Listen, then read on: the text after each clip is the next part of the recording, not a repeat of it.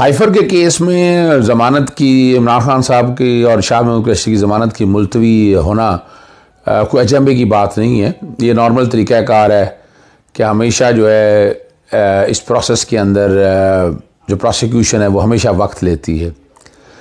اور دائرہ اختیار کے حوالے سے آج بحث ساری مکمل ہو جانی چاہیے تھی.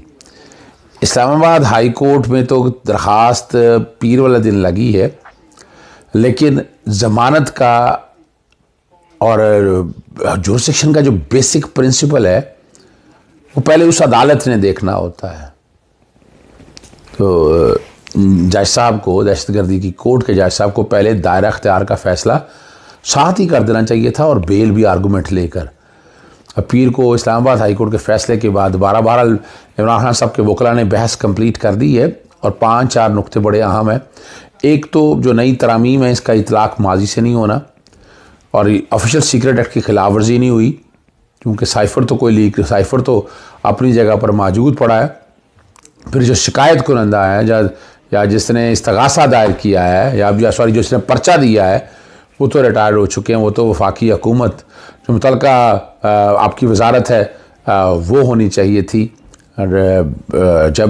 اور یہ اس کا ایک خطرناک پہلو یہ بھی آتا ہے، دیکھیں آفیشیل سیکرٹ ایکٹ جو ہے جب اس کی خلاف ورزی ہوگی، اور اس کے بعد جو پبلیکیشنز چل رہی ہے، بہت سے لوگوں نے کہا کہ میرے پاس بھی ہے، پھر شیئرنگ بھی ہوئی ہے، تو اس کے پھر چھینٹے جو ہیں نا وہ بڑی دور تک جائیں گے.